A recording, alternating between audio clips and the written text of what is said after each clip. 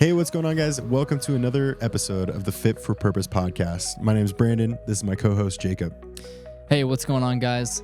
Today we talk about strategies for consistency, ways to frame your mindset, and applicable actions that you can take in your life that are going to help you be more consistent in your health and fitness journey. Yeah, would you join us on this episode? And would you give us a follow on Spotify, as well as like and subscribe to our YouTube channel? Let's go! Nobody wants to crush the gym for 8 weeks and hit a goal and then just never go back to the gym again and just let themselves go. One of the things too that's massive in terms of creating consistent habits is just like anything else you do in life is just create a schedule around what you're trying to accomplish. But if I'm genuinely trying to take care of myself, then what's good for me is good for all the people I'm in a relationship with too. Yeah. Having something in front of you that creates a plan, that gives you purpose, that allows you to just attack the day is a game changer.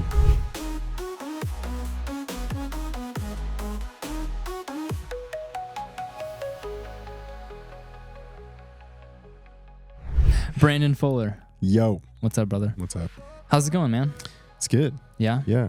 Things are going well. How is your, we're on here on the Fit for Purpose podcast. Yes. How is your own personal health and fitness journey going right now? What do you? I feel like it's going really well. I'm in a good groove, good season. Love it. I've got this nagging shoulder injury, but I've learned my ways in just being okay with giving it time to heal. And I feel like I'm getting to a good spot. And one of the things I've really been diving into with more focus and intensity is my recovery. I really like this line that you said on one of our episodes to highlight it. Go back and watch it. But you said you can only train as hard as your body has the ability to recover. I think that's really stuck with me over the last 3 months or so of just making sure that I'm getting quality sleep and making sure that I'm not for me, if I train back-to-back days and I'm lifting really heavy, sometimes I'll start to feel that. And that's a sign for me to slow down. So I've been emphasizing on rest days, going for walks, hitting my cold plunge, getting good sleep, getting good nutrition, mobility if I feel like I need it. And then kind of every other day hitting a strong strength training session.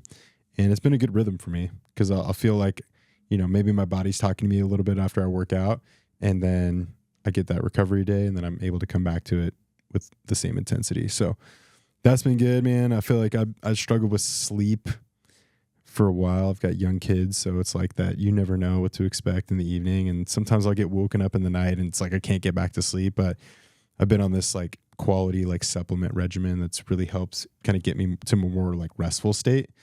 Some of my cortisol markers were kind of the middle of the night, you get that cortisol response and then you're just kind of up. So trying to just figure out how to balance that. And it's helped. Yeah. Nice. So that's kind of where I'm at right now. I love it. I love it, man. That's awesome. Yeah. No matter how long you're working on your health and fitness, there's always little layers that you're going to uncover and things you're going to learn. And you have realizations too. 90% of what we do on a daily basis is subconscious. 90% of our actions and choices are below our conscious awareness. We're kind of just doing them. And it's peeling back the layers of the onion, finding the things that we weren't as conscious of before. Yeah. So that's cool, man. That's good to hear. And thank you for quoting me. I'm honored. Dude, I'm going to put it on a t-shirt. Yeah, dude. No, that I have been focusing on the same thing pretty much. And just PRing every single week. So there's that. Well, I will say, so on that point, I did a 4-week program where a 4-week cycle where I intentionally pulled the volume back. I was lifting heavy, but I was doing lower reps and I was doing less volume across the week than I had been doing. And I got stronger noticeably in 4 weeks. And after 4 weeks, I hit a bench PR. And it was a 15-pound PR. It wasn't That's a big jump. Yeah. And I hadn't gone for a PR in a while, but I just noticed that I got stronger consistently and I pulled back on how much I was doing. Yeah. And so that's just a lesson again. It's we've been lifting for a long time, but you learn again and again, we often have to be reminded more than we have to learn. Yes. Like, oh, okay, I don't need to push harder. I need to like reel it in a little bit, focus on my sleep, focus on my recovery. Yeah, so I did some blood work in January and showed some similar things. Like my blood glucose, my fasting blood glucose was a little bit higher than I wanted it to be. And then my cortisol was off. So some markers, like some stress markers, some things showing that I was potentially overtraining and under resting. So I've been working on that, just working on dialing in my nutrition and my macros a little bit, resting a little bit more, and trying to be mindful of my volume in the gym. And it's been great. I feel better. Yeah. I have more energy on a daily basis, and I'm also getting stronger at a better consistency, I think. Yeah. Yeah. So when you do your blood work, like how often are you doing lab work like that? Like once a year. Okay. Yeah. I mean, I would love to do it like quarterly. Sure. It just hasn't been that much of a priority for me. But I would like to start doing it more, especially since seeing the blood work, 4 or 5 months ago, and then acting on some of those things. I've noticed a significant difference. So, it's definitely valuable to just continue to measure. Yeah, it's cool because it's it's like getting on a scale. Like if you have like a nutrition goal, right? It's like you get data to then be able to make assessments and changes off of. Yeah. Which you did exactly that. Like, yes. Yeah, I do mine probably about 3 times a year. Just because I have some like hormonal stuff that I'm constantly monitoring. But yeah, it's super helpful because it's like, oh, I need to, decrease some of my fats in my diet. Awesome. Boom. I can start making that adjustment. Or my cortisol is through the roof. How can I get better rest? How can I recover? How can I, like anything, like data is so helpful in just being able to like make an assessment and then adjust. Absolutely. Yeah. And I was spent like 3 or 4 months in like an aggressive kind of calorie surplus, and I was eating a lot of carbohydrates, and I was lifting really hard. And then, kind of towards the end of that, I started to have some fatigue and some brain fog. And then I got my blood work back and saw that my fasting blood glucose was kind of high. It wasn't quite out of the normal range, but at the top of the normal range. And like high fasting blood glucose is a sign of maybe a little bit of insulin resistance, which can lead to like, energy dysregulation, fatigue, brain fog, things like that. So just getting that measurement back, I was like, oh, so I'm going to reel in the carbohydrates a little bit. Now you typically eat more of like higher fat percentage diet, like on a more consistent basis, like when you're not in a surplus. Yeah. So do you think your body just maybe got overwhelmed from a lot of the carbs that you were ingesting for that longer period of time? Exactly. I was just going hard. Yeah. It was like I was eating like 400 to 500 grams of carbohydrates a day, which... Wait, and you didn't die? I didn't die. You didn't get fat either? I didn't get fat either because I was working out a lot. Come on. Yeah. So I was burning the calories, but if you're like constantly consuming that much glucose for long periods of time, then you can start to build up a little bit of insulin resistance. Totally. And then your fasting blood glucose starts to creep up. And then when your blood sugar just stays high, then your body's not using that carbohydrate to create energy effectively. And then that's where you run into like brain fog, and that can even turn into like depression and anxiety symptoms, like if it goes long term. And then we know that, we kind of now know that insulin resistance and that high fasting blood sugar leads to a lot of other problems down the road. And, dementia being one of the biggest ones, along with weight gain and all sorts of other things. So, I pulled back on my carbohydrates, just focused on, I tracked a little bit, but just reeled that in, did a little bit of carb cycling. So like higher carbohydrates on the days that I'm lifting, lower carbohydrates on the days that I'm not. And focused on rest, bringing my cortisol down a little bit, and noticed a great difference in just like my overall, like generally how I feel on a daily basis. And through that, also making some good progress in the gym. Let's go. Yeah. So it's like the carb cycling thing. I was actually going to ask you as like a counter to what you said, because I think the carb cycling can be a really valuable tool to not spill out whatever your carb stores are, Mm-hmm. but still have adequate amount to build muscle, use for energy. Absolutely. And one thing I've been experimenting with is saving the majority of my carbohydrates for right after my workout, when you're like the most insulin sensitive. Yeah. And insulin is Crush like 200 grams after a workout. I'll hit like, depending on the day, 75 to 125 Nice. grams right after a workout with protein. Mm-hmm. But insulin is an anabolic hormone. Mm-hmm. It's an anabolic trigger. Yep. So if you're insulin resistant, then it's going to be harder to build muscle because your body's not responding to that anabolic trigger. So if you can make yourself a little bit more insulin sensitive and then specifically trigger large amounts of insulin after a workout, then you can more effectively use those carbohydrates and use that insulin and not be spreading out, your carbohydrates all across the day when you're not moving, but getting the majority of them after you work out. So, and again, these things are just tools, if you are in an insulin sensitive state and you're healthy, then eating, 3 kind of well-rounded meals or 4 kind of well-rounded meals throughout the day can be really beneficial. But also if you're like I did blood work, I saw my blood sugar's a little bit off, my insulin's a little bit off. Okay, so I'm gonna make some adjustments. Yeah. And then from doing that, now I'm in a more insulin sensitive state and I've been getting back to eating more carbohydrates regularly. Good. Because then I feel more balanced. Yeah. It's interesting. When you are insulin sensitive, then eating balanced meals kind of keeps your metabolism running smoothly. But if you're diabetic or insulin resistant or, anything like that, then it can be strategic to do a little bit of fasting or pull back on your carbohydrates or use your carbohydrates strategically throughout the day. Yeah. That's good. Yeah. And I think that's too, like maybe some last 10% stuff. Like you've been doing this for like so long and have the foundation built that you can make those adjustments.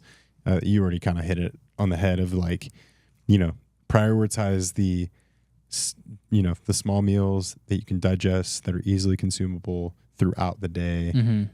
Once you kind of land that, and then there's some other little factors that you want to adjust, I think that's like freaking awesome. Yeah. Absolutely. Yep. Yes, sir. Yeah. And, just kind of touching on that, like this being kind of like what we were just talking about, kind of being like the last 10% stuff, the real foundation, like you just kind of touched on as far as our health and fitness, is the things that we do on a daily basis that are non-negotiable. Yes. Right. And how consistently we do those over time.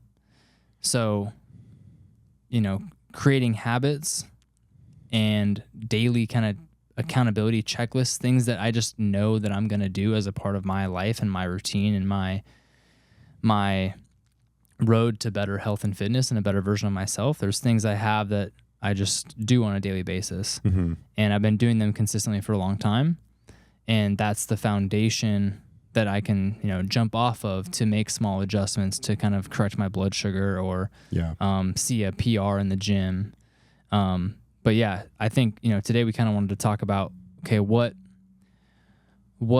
are the best strategies for consistency over time, right? Yep. Nobody wants to like crush the gym for 8 weeks and hit a goal and then just never go back to the gym again and just like let themselves go. Yeah. Right. We go through these intense periods of working out to try and attain something, which is awesome. And that can be really beneficial. But the goal really should be to zoom out and be like, okay, I want to be healthy when I'm 60. I want to be healthy and strong when I'm 70. I want to still be able to move and run and squat down and, hang from a bar, like do a pull-up when I'm 80. Like that's, for me, that's my goal. Yep.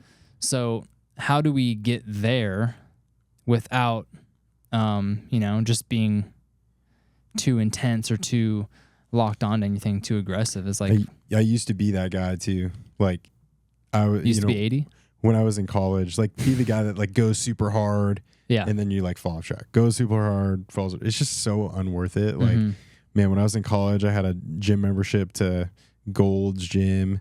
And it was like me and my buddies, when we were home for the summers, it was like, we're just going to go as hard as we can, like 4 or 5 days a week.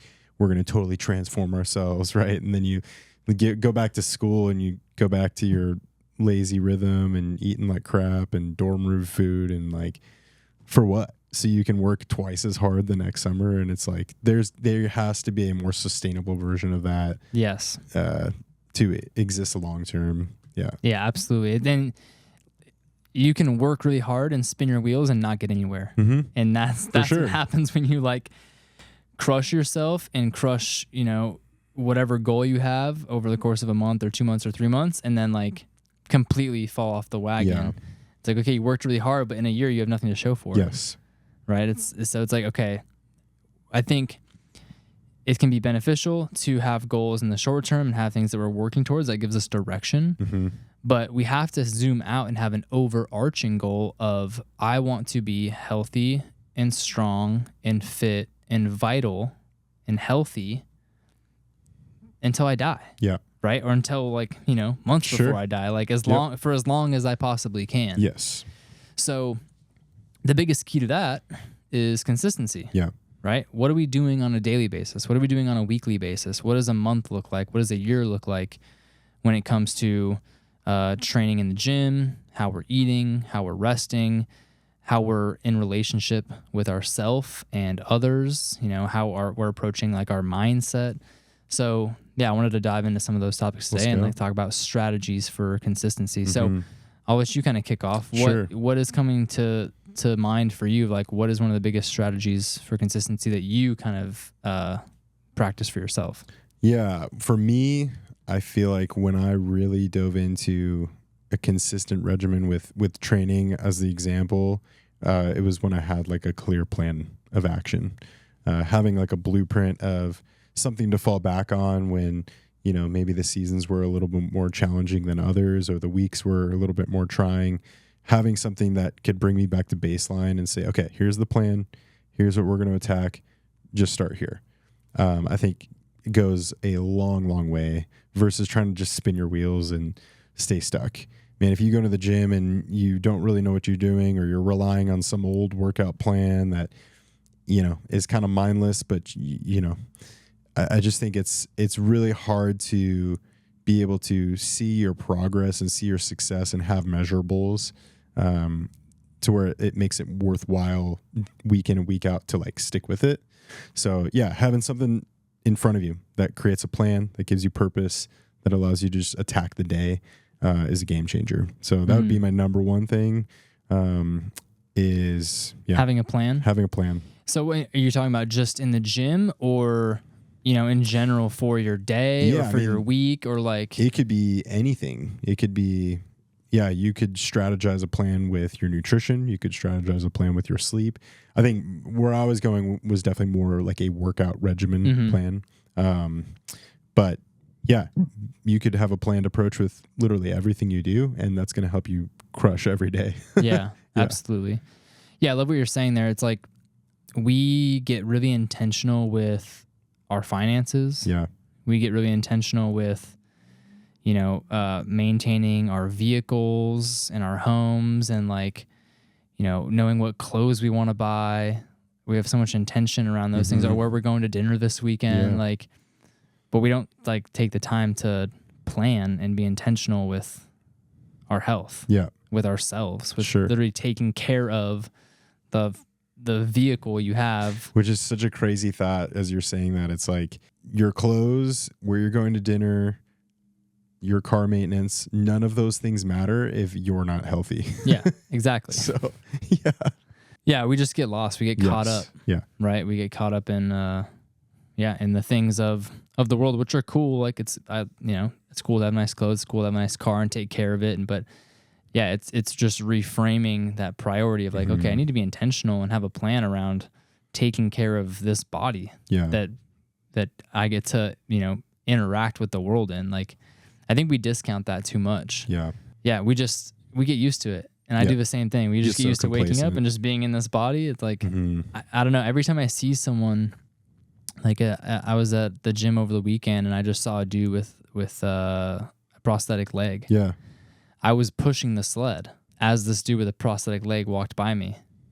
And I'm like on the sled, like, oh, this sucks. My legs hurt. and I like look over and this dude's like walking by me and he only has one leg. I'm like, wow, I'm freaking, Yeah. I'm being a bitch. Like I got 2 legs. Let's go. Like, woe is me moment. Exactly. Yeah. What was me kicking a can down the street? Yeah, dude. Yeah. I'm like, oh, like I got 2 legs. Like, let's go. Like that gave me a little like boost. Yeah. So I love what you're saying there. One of my clients was telling me that their neighbor actually like similarly had a prosthetic leg. And every morning, like he's got a sled and a little home gym set up. Every morning he's like out there just like crushing. Like that's like that's so inspiring, dude. Yeah. Like you don't have to stay stuck. You don't have to be like a victim of your circumstance. Like, dude, just to like own the moment and care for your physical health, like we're talking about, being consistent regardless of whatever is in front of you. Dude, yeah, that's badass. Absolutely. Yeah. Yeah, and I love this. I love the overarching idea here is like it's almost like consistency. The root of it really, when it comes to your health and fitness, like the root of it truly is perspective and context. If you can have the perspective of like, I'm grateful for this body that carries me around, and I'm perplexed at its like complexity and its ability to work for me. I have no idea why my heart's pumping right now and it's doing its thing, but it is. If we can like take on that perspective and have the context of like, oh wow, it's really like a miracle that I have this body and that it works. And I could be way worse off.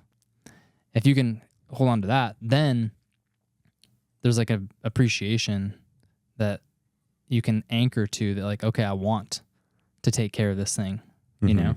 And then we can get intentional with having a plan and like grounding that, like, okay, what does that look like? Yeah. Yeah. So, yeah, I like the phrase, I don't have to do this, I get to do this. Exactly. Is like, it's such an easy shift in your mind to, like you said, repaint the picture. It's not a, oh man, I gotta go do this hard thing or whatever. It's like, no, you get to, like, because your body's capable, you're actively pursuing a healthy lifestyle. Like, this is an opportunity. It's not like, there's a lot of people in this world who like wish they could go do that. So changing that perspective in your mind, and it takes day in and day out practice of like, hey, today I get to go to the gym. I get to have an hour to myself to better myself, to sit with myself, to push myself intensely. Like, that's an opportunity. So it's that little shift in the mindset. Absolutely. And on that same note, instead of saying I have to, you say I get to. And beyond that, like, no, I'm the kind of person who does this. Yeah. You know, it's reframing it, and then it's also bringing it into your identity of like, I'm the kind of person that takes care of my health. Yeah. I'm the kind of person that goes to the gym 4 times a week. And then you start anchoring yourself to like, this is who I am. This is what I do. And as you can start to continue to embody that, then it's not an argument with yourself or a dragging yourself or a forcing yourself to go to the gym. It's like, this is what I do and I'm looking forward to it. Yeah. Yeah. One of the other notes we wanted to talk about is like tracking and measuring like that progress. Because you can get to that stage and then it becomes a game. It becomes fun. It's like, I can now measure like, okay, this week I did a deadlift and I did this weight. And now it becomes an inner competition with myself of like, I'm going to go to the gym the next time. And because I tracked what I did, I'm going to do a little bit better. I ran a mile. It was this time. Next time I run a mile, I'm going to run it in this time. And it's that game. It's that like, it's a reward to be like, ooh, I get to chase this. I get to, you know what I mean? Yeah. Yeah. Absolutely. And it's that competition with yourself. Yeah. Right. That's really key too. Yes. Not outsourcing that or trying to compete or compare yourself to anyone else, because everyone's on their own journey. And that can kill your consistency really fast. Is not feeling like you match up to somebody else. Because then you can get like disheartened in a really silly way. Like that's such a weird mental trap that we get into as humans, is like, oh, I don't really compare to this person, so I might as well not even try. Like, no, you're competing against yourself. Like what, like who can you become? Right. Yes. So yeah, it's having a plan and then executing that plan and using measurables to be intentional over time and create progress, right? And progress, progress can look like, okay, I deadlifted 200 this week. Next week, I'm going to deadlift 205. Progress can also look like, last week, I made it to the gym 3 times. I missed a day. This week, I'm going to make sure I get to the gym 4 times. Yeah. Or whatever that looks like. But we can also shift our goals to be process driven versus necessarily always being outcome driven. Yeah. Which I get into the mental trap of, having outcome driven goals, which are good because it can give you objective measurements of, okay, I lost 5 pounds this month, which was my goal. That's awesome. But now what? Kind of, you don't want to get to that spot where you're like, I hit that. Where do I go now? Exactly. Yeah. So that's why we have to, well, you don't have to do anything, but it can be really beneficial. You get to do. Yeah. You get to. You get to. It can be extremely beneficial to set process driven goals and then let the outcome driven goals be born out of that. Yeah. Right. So my main goals are like, okay, I'm going to do 4 sessions in the gym a week for the next 8 weeks. That's the goal. And if I execute on that goal, that process is going to lead to most likely an outcome driven goal at the end of that 8 weeks. Yeah. Right. And we can get focused on that and we can set a PR, and that's exciting. We want to celebrate that. But if you don't get to your deadlift PR at the end of 8 weeks, you fall back on, I executed my 4 sessions per week and I made progress. I didn't quite get to the goal I had for my deadlift, but that's okay because I won the battle, right, of getting to the gym. And maybe I lost the battle of hitting my deadlift number, but I get to live to fight another day. I can keep going, right? So that's where like the outcome driven goals can be a little bit of a mental trap, because there are so many factors in our lives that can stop you from objectively going from a 200-pound deadlift to a 220-pound deadlift, even if you did make it to the gym consistently, right? Yeah. It could be life stress. You have 2 kids. It could be, I didn't get great sleep this week because my kids are sick. It could be any of those things that are going to stop you from reaching that outcome-driven goal. But if we can anchor to process-driven goals, then that is it's a powerful tool for consistency over time. Yes. Yeah, I'm doing just that with my online community.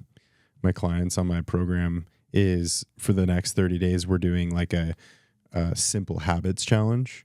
And all of those habits are processes versus like, okay, whoever gets the best transformation in 30 days. Whoever loses the most weight. Yeah, it's like, no, because odds are, like you said, it's like if you're implementing the habit and the process, and you're going to be less like depleted mentally when you don't reach the goal.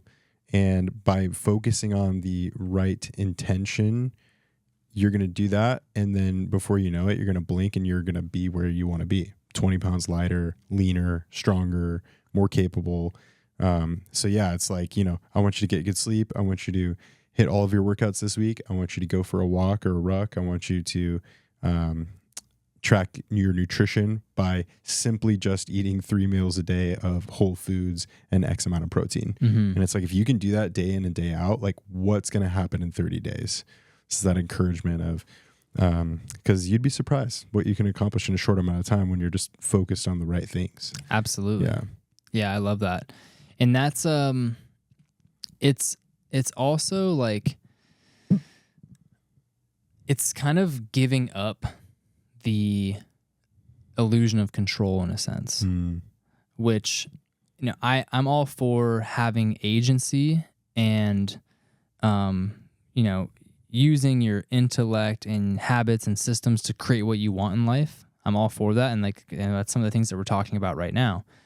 But also, we don't really have control over what happens. You could hop on the scale tomorrow and it's going to say you're 2-3 pounds heavier. Yeah. Yeah. Or I could get hit by a bus tomorrow. That's a little more intense. Yeah. Yeah, but like For sure. that's the other end of the spectrum. Yeah. But that's what I'm saying is like, if we grip so tightly to a specific outcome, it can be really disheartening if we don't get it. Mm-hmm. And it's not necessarily, it's just not necessarily in our control all the time. And that's not to like opt out or make an excuse about anything, but it's like if you can just, focus on the day and focus on how you're showing up. Like you were just saying, focus on the processes of like, okay, I'm going to eat 3 meals today of whole foods. I'm going to go for a walk outside. I'm going to get a lift in. I'm going to do the things that are process based that I know are good for me. And then in 30 days, 90 days, a year, I'm going to be better off for it. But I don't know exactly where that's going to put me in 1 year. I don't know how that's going to play out, but I know that I'm moving in the right direction. Yeah. Right. So it's like having a little bit of faith and kind of giving up that illusion of control and just focusing on like, well, this is what I can do. If, like I'm not going to set a world record deadlift. That's just not going to happen.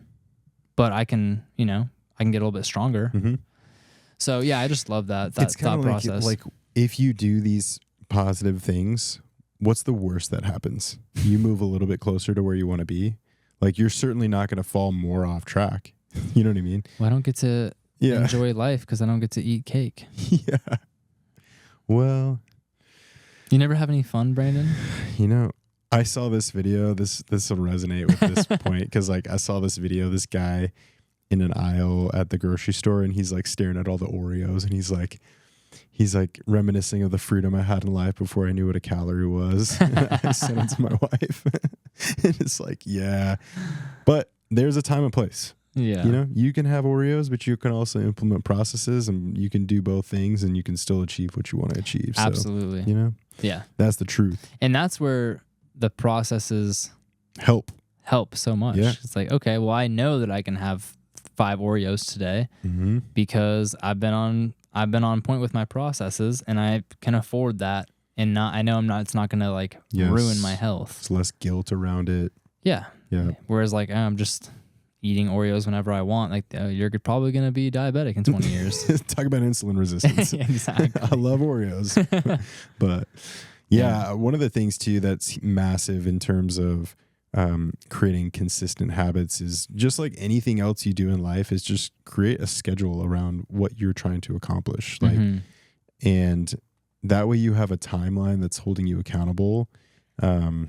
So, you have a meeting for work that's on your calendar. You have your lunch break that's on your calendar. You have your kids' like soccer practice that's on your calendar. Like, why is your gym time not on your calendar? Yeah. Because if it's a priority to you, then prioritize it.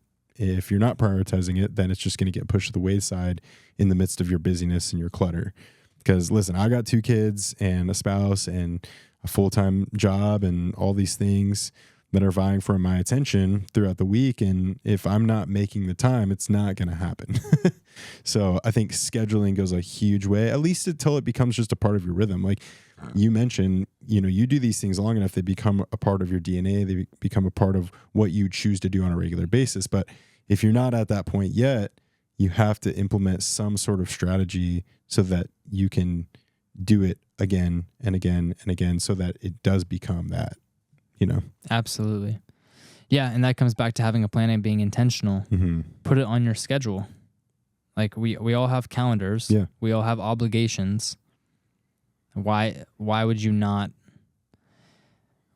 put like the one thing that you're doing for yourself on the calendar?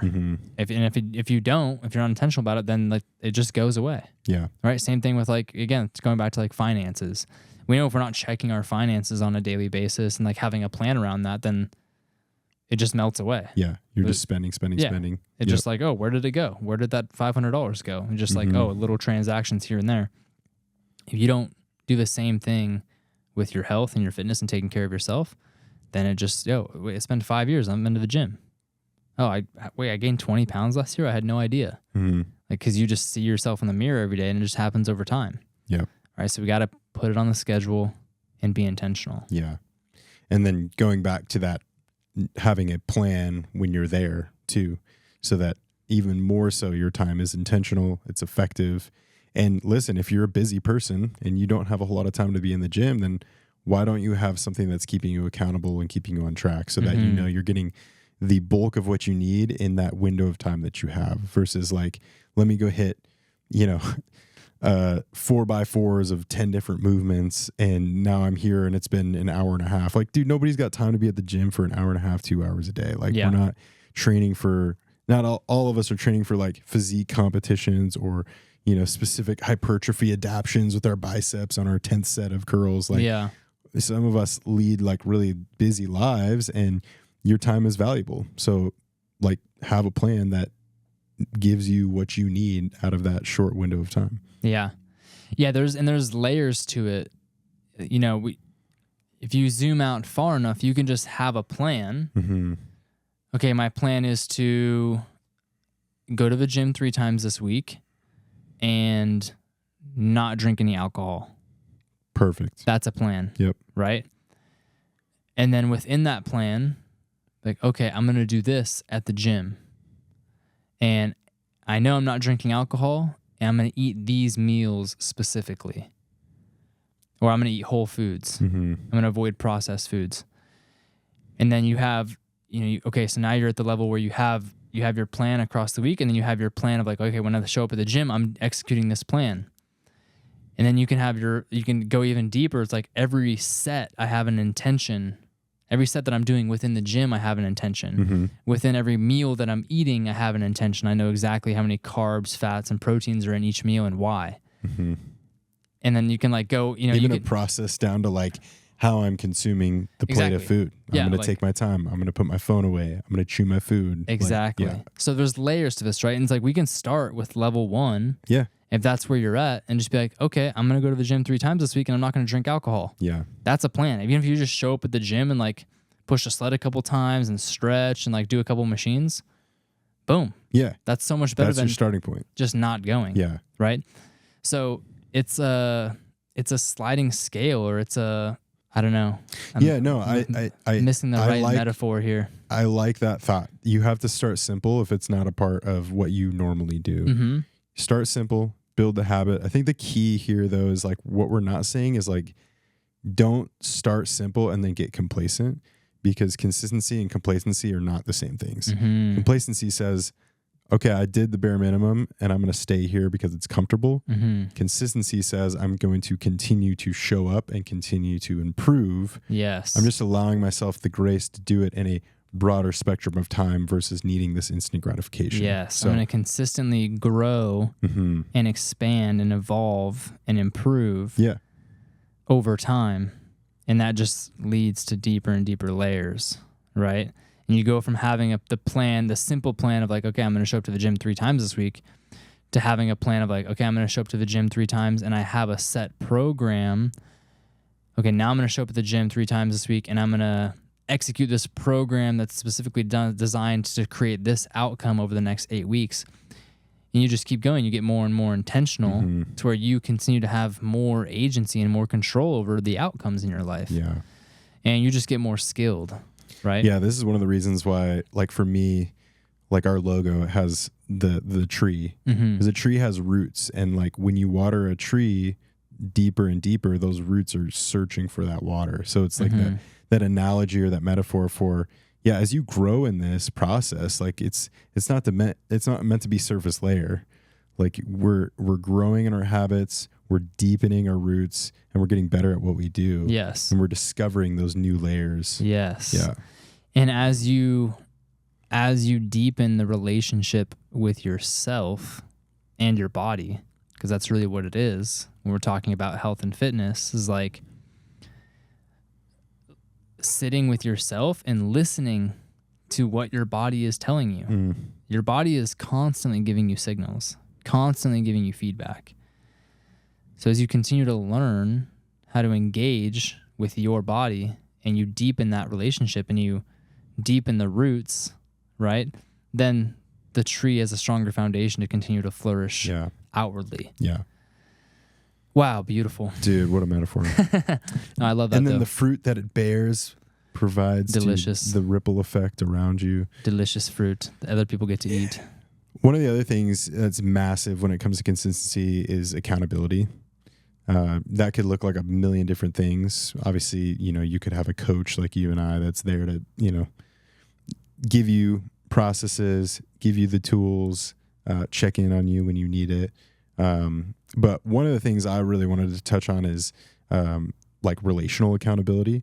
And that could be as simple as, I have a spouse, me and my spouse have a weekly calendar, and a lot of times I can let that calendar, or I can let an unspoken conversation lead to a no for myself. So an example of that is like, it's Monday, maybe Monday's a busy day. And in my mind, I'm having this internal dialogue of, I need to go to the gym. I need to, get after it. But I haven't expressed that to my spouse. And so then it becomes 5 p.m. and you're like, okay, here's maybe my window of time, but you didn't communicate it. So then you're like, I'll just go tomorrow. So that relational accountability looks like the night before or the day before with your spouse, hopefully as soon as you possibly can, have the conversation to say, hey, what does it look like for me to get to the gym this week 3 times? Oh, I think that's a great idea. What about Wednesday? Okay, I got to break my schedule Wednesday. Can I go Wednesday? Awesome. And now there's relational accountability there to say, hey, it's 5 p.m. We talked about this 3 days ago. I'm going to go to the gym. Is that cool? Yep, that's totally fine. As long as when you come back, you're ready to help with the kids. Perfect. I'll go do that. You see how easy that conversation becomes to where now you're freeing yourself of the guilt that you're maybe going to feel because you didn't plan ahead with relationship and conversation. Absolutely. So I think that goes a long, long way. And it's vice versa. It's like, hey, you gave me the time. I'm going to give you the time. So show up where you're needed to fill the gap so that you guys can both have your time. And it doesn't always have to be, a spouse. It could be in your workplace. Like maybe you don't have time in the morning. You don't have time in the evening. What if you have an hour lunch break? And what if you had a conversation with your boss to say, hey, when I take this hour, is it cool if I hit the gym? And you have that conversation and he's like, yeah, I know where you're at. If I need you, I'll give you a call. Yeah. And now you have the freedom to have that time. So absolutely. I mean, there's plenty of examples of what that can look like, but relational accountability can go a long way. Yeah. It's speaking up and advocating for yourself, speaking your needs, and then letting it be a conversation and a negotiation, right? That's what relationships are about. Yeah. There's a couple interesting things you touched on there. Yeah. If you don't do that with your partner and then you don't go to the gym, maybe you're blaming them subconsciously, or it's building resentment, right? And then also once you create that plan, right, you and your spouse, you and your partner create a schedule for the week. Like, okay, now it's my time to go to the gym and I got to go now or else it's not going to happen. Yeah. And then also your spouse is going to be like, hey, you're going to the gym, right? Like this is when you said you were going to the gym. Lights a little bit of a fire under your butt. Oh yeah. Yeah. I'll go to the gym. Yeah. Meanwhile, you're at the gym just sitting on a machine on your phone, but just scrolling Instagram. I'll send you a link if you need it. I'm just kidding. Get you on something more effective. Yeah, no, I love that. That's a really good point because that's part of this whole thing is navigating what that looks like, when you're in a relationship with other people. That's one of the biggest conversations I have with my clients, especially my clients who are business owners, who have kids, who are, constantly having meetings or lunches or, events in the evening with other people. It's like, oh, I just didn't really think about what to eat. So, they had sandwiches at this event, so I just had a sandwich. It's like, you have to, again, be intentional, create a plan, and have these conversations with the people in your life, because maybe your spouse isn't on board with the nutrition plan that you want to do. Mm-hmm. And, maybe you're going to have to prepare some of your own meals. Maybe you're going to have that conversation and say, hey, I know that every Wednesday night is pizza night for us, but it's been really making me feel like shit and I'm gaining weight and I don't think I want to eat pizza anymore. So many times we just avoid these conversations. You can make a better decision for everybody in that moment. Like maybe family night isn't pizza. Maybe it's you order like from Chipotle or something, and you guys all get to individually pick out a better option. Yeah, and it's it's about the time you're spending together. Yeah. It's not about the pizza necessarily. Absolutely.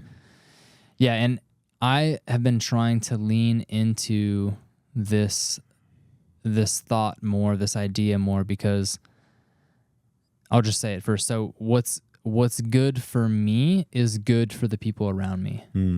Right? If I am taking care of myself, truly, not just like being selfish or immature. Yeah.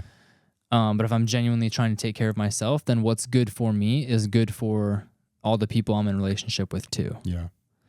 Because I'm going to be able to show it better in a more authentic way. Sure. I'm someone who I struggle with like people pleasing a little bit, and I like to help out where I can, and I love to serve people. I love to help people. So sometimes I'm taking on too much. But yeah, I've been trying to lean into that idea of like, okay, if it really truly is like good for me, healthy for me, then it's good for the people around me too. Yeah. And you can lean into that thought of like, okay, I'm not being selfish. I'm not writing off your needs. I'm just trying to make sure that I'm in a position to where I feel good and I can connect from an authentic place and take care of what needs to be taken care of. Yeah, societally, like the idea of like selfishness in any context is almost like frowned upon, right? Mm-hmm. But the right dose of selfishness can lead to a lot of selflessness. Yes. So you take that like 1 hour a day or 2 hours a day, like 1 hour a day, let's just say, to go to the gym, care for yourself, show up for yourself, feel good, get that dopamine rush, know that you're moving like in the direction you want to move. That way, when you come home, you're more present. And, that's a really good feeling. So, absolutely. It's allowing yourself like the grace and the freedom to make decisions that are in pursuit of a better version of you. Yep. Yeah, and the better version of you, the version of you that you bring forward, then you show up better for your kids, your family, your relationship, your business, like whatever it is. Yeah. You show up as a better version of a human in this world, and then that inspires other people and that ripples outward. And that's the purpose, baby. That's the purpose. Yeah. We also noted to like, we kind of discussed this a little bit, is like the goal is not perfection. So like sometimes we get so fixated on like getting really, really solid at following these habits, following these processes for, let's say, 2 weeks at a time. And like the second like a curveball gets thrown at us, we're like, well, shit, I'm done. And then we gas out. So like know that perfection is not the goal. Exactly what we're saying. It's consistency over the long haul versus the short term. Yes. Yeah. Zoom out and chill out. Oof. Zoom out and chill out. If you can, again, it comes back to context and perspective. I want to be moving well and strong and healthy when I'm 80, 90, praise God. Lord willing. Yeah, Lord willing, 100 years old, who knows? But yeah, like I don't feel the need to like go do, I'll just throw it out there as an example, 75 hard. I don't feel the need to go do that because I know that I'm going to consistently lift weights and eat well and move on a daily basis over the next 50 years. So I'm not so concerned with like, oh, I got to get to like this body fat percentage in the next 75 days to feel accomplished. I do set like shorter term goals for myself, and I have things that I'm working towards, but it's more trajectory focused or process focused than it is outcome focused. And that allows me to like be like more at peace with what I'm doing and where I'm going. Yeah. It gives me a broader perspective, chills me out a little bit. If I decide to, have a dessert, then it's like, okay, I made that decision to enjoy this dessert. It's not like ruining my plan. It's not going to like, I don't need to beat myself up about it. Yeah. And it also isn't going to change the fact that this is who I am. I know who I am and where I'm going. And like, I enjoy working out. I have a plan. I have a process. I eat well 95% of the time. And again, it's like embodying that kind of identity of like, I'm someone who works towards this. And the long-term goal is 50 years from now. Mm-hmm. So it's like, you know, what I do today is important, but it's not everything. Yeah. So it's just, yeah, it can just ground you a little bit and help you not be so sporadic and yo-yoing back and forth between like going really hard and then like falling off the bandwagon. It's like, zoom out, get some perspective, zoom out and chill. Zoom out and chill out, baby. Yeah. Yeah, get grounded and just be like, okay, I know what direction I'm moving in. Yeah. Trajectory is so much more important than speed. Yep. Right? Because, again, God willing, I just turned 30. I'm going to be here for another 60, 70 years. And I want to enjoy that. And I also want to know that, like, okay, I'm on this trajectory and I'm just going to be patient. Mm-hmm. I'm gonna see where that leads. And, yeah, just keep focusing on how I can show up. Yep. Instead of 75 hard, I've seen it said 365 medium. There you go. It's sustainable. The thing about 75 hard, it is processes, like, yeah, but it's unsustainable processes. It's why you get to that 75-day mark and you're like, I can't do this anymore. Like, oh, thank God. Yeah. Oh, thank God. I got there. You probably got great results, but it's like, what is the more scalable version of that? Because you got to keep going. You can't just hit 75 days and then give up. You can, but it's not recommended. Yeah, well, you don't have to do anything. Yeah, but that I will say that's what a lot of people do. Mm-hmm. They finish their 75 the hard, they're like, oh, I did it. And then 75 days later, they're like back where they started. Yeah, well, I just got to do that again. Got to grind it out. Oh, I'm just getting fat again. I need to do 75 hard again. It's like, okay, what is the 365 like, did medium? you not learn anything in that time? What is the like 50-year like medium pace? Like, what is sustainable? It's like, okay, like, and again, it's processes, right? 75 hard is like, okay, you're gonna work out twice a day, at least once outside. You're gonna read a book. You're gonna follow a specific diet. You're gonna drink a gallon of water. It's like, okay, these are all measurables in specific processes. It's not outcome driven. It's not like you're gonna lose 10 pounds in 75 days. It's you're gonna do these things for the next 75 days. Mm-hmm. Okay, so how do we get a process-focused goal that is sustainable over time? Is it, I'm going to work out 5 days a week for 45 minutes, and I'm going to read one book a month, and I'm going to avoid processed sugar? Like, what is it that is sustainable for you over, again, like you said, 365 days, the next 10 years, the next 20 years? That's really where you want to try and go. And again, just focus on trajectory, zoom out, and just chill out, be patient. Yep. Yeah, I love that. Sweet, dude. Cool, man. Go be consistent.